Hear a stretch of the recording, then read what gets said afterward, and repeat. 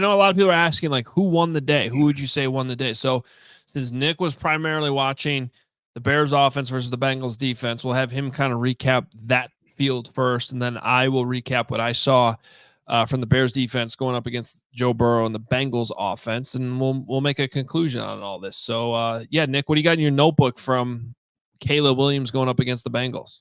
Yeah, just so we'll start kind of general here. I saw a lot of under center stuff, and I think it makes a lot of sense just because of the weather conditions that were happening. It was pretty heavy rain and consistent rain throughout the day, but there's a lot of under center stuff. I thought too, like even though it's hard to judge the run game, you guys, in these practices, like there were some legitimate holes for DeAndre Swift against this Bengals defense where if this was a live game, I would have expected DeAndre Swift to bounce out and make some pretty explosive plays in the run game. In terms of the passing game for Caleb Williams and the entire offense, there really weren't any I would consider explosives. I think the deepest pass completion that Williams had on the day was to an over route to Roma Dunze later on in the practice. But a lot of the stuff was pretty short. But we actually talked about this earlier. I think maybe it was last podcast, Adam. We're starting to see more of these slant concepts. Roma Dunze, Keenan Allen, DJ Moore all had slants. One went for a touchdown for DJ Moore. And look, Roma Dunze, if he catches that, he caught this ball around midfield.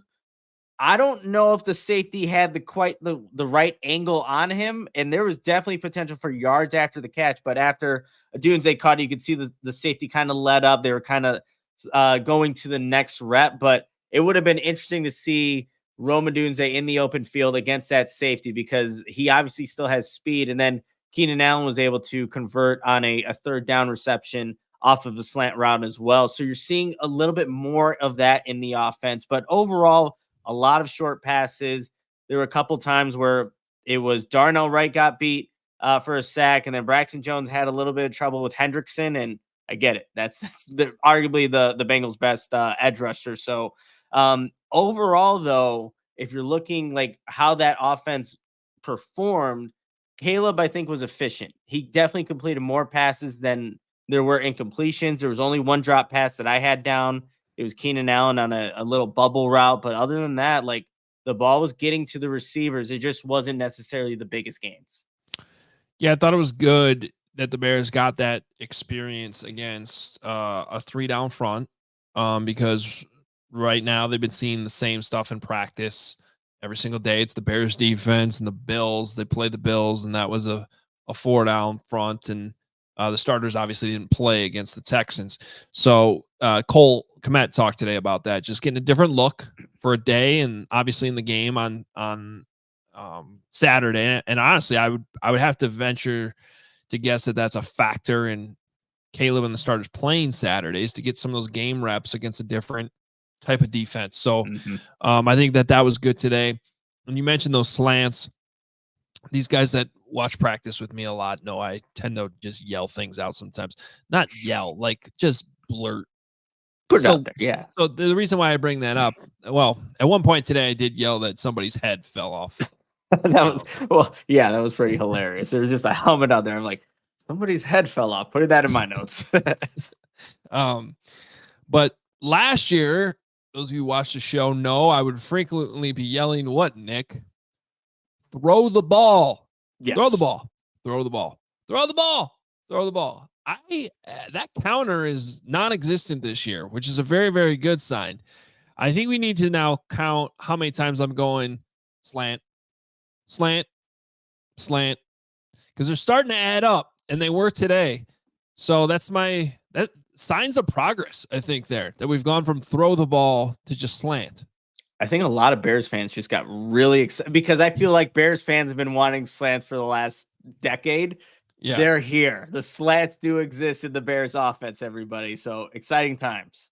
And let's hope they translate to the games too. But it has been a theme here recently, which is really, really good. Yeah, peeking over at that side of the field as I was doing every once in a while, because we were kind of sort of in the middles and we were standing together.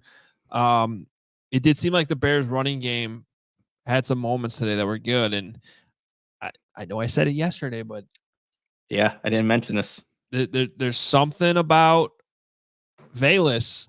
I still don't Novi knows what he's doing, but there's something natural about him carrying the ball and hitting the holes. And there was one point today where he kind of lowered his shoulder on somebody, and that got Chad Morton, again, Greg brags, that's Chad Morton, very excited in the moment. So I like that. Yeah, no, that was a good play. We both looked at each other after Velus dropped that shoulder. It's like, okay, Velus, there you go, getting a little bit more of a feel for what the running back position's like. And real quickly, some news coming across before we hit our first break here. As Jordan Schultz is reporting that Bengals running back Chris Evans suffered a torn patellar tendon during today's practice. He will obviously be out for the year with that injury.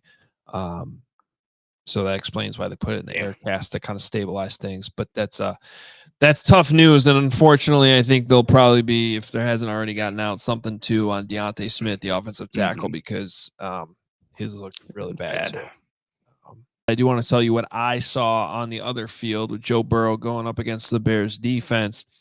And a lot of it went like this: check down incomplete, incomplete, short middle. After looking downfield, did throw a touchdown to number 80. I think that's Isovis, the kid from Princeton. Okay. I don't have the Josevas. Yeah, I remember we talked about him in the draft a couple years ago. I did not. If there's one fail today, I didn't have a laminated card for the Bengals.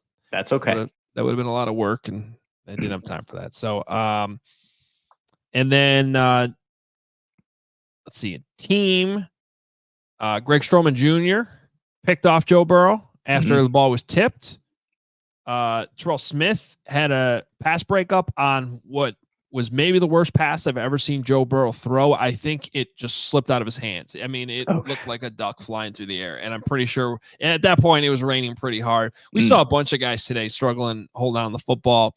The kick returners, Ian Wheeler had a drop today, and then he just fell down, in the kick return game. So that happened. And then I thought, Kevin Byard had the play of the day with a diving interception on Joe Burrow, where he just broke on the out route and slid and caught it. We've seen him do that a couple times in camp. I feel like, so really, yeah. And then I got a lot of Jalen Johnson glue on number 80. There were a couple touchdowns sprinkled in there, and it's not like Joe Burrow didn't have completions or get his here and there, but I really do feel like the Bears defense won the day on Joe Burrow. And if anything, Tremaine Edmonds missed an opportunity to pick off Joe too in the 2-minute drill. Bears ended up holding them to a field goal, and the field goal was missed. So the Bears did win the 2-minute on that side thanks to a missed field goal, but it could have been put away a lot earlier had Tremaine Edmonds nabbed that interception. So really good day for the Bears defense over on that side of the fields. Yeah, I mean, there are a couple of plays that I got to see, and the one I think I was most impressed with, again, you were talking about Jalen Johnson. It looked like there was one route over the middle of the field where the receiver tight end did have a step on him, but it's that recovery speed and being able to locate the football and break up the pass. And then he just kind of stands, there is a certain confidence aura, I guess, even around Jalen Johnson. And I think, Cole Kmet was kind of talking about that in his press conference, but he just kind of stood over like, yeah, I just made that play because I'm a top 5 corner. Like, that's just what Jalen Johnson does. He's been so consistent in this camp. It doesn't matter what, and again, the Bears have some receivers now, and the Bengals come to town with some guys as well, but Jalen Johnson, man, continues to impress. And real quickly, Adam, so we're going to have from Pro Football Network, Jay Morrison, come on the show tomorrow. He actually logged all the passes for Joe Burrow in this practice, and he had him for 15 for 32 with 3 interceptions. 2 of his passes were batted down at the line of scrimmage. I know we saw that too from Javon Dexter. Yeah, Dexter had another. Yep. And then several were dropped. So, the Bears did not have the case of the drop. Again, Keenan Allen had 1 drop. That's all I had. And I know even Joe Burrow was quoted in his story like it was tough to throw the football. Like Caleb was in the same conditions, but he was able to get the ball out fine. It didn't look like there was many issues with the weather and how they were operating. So it's good to see from Caleb Williams that he was able to kind of handle these conditions pretty well. We all silly like the mayor.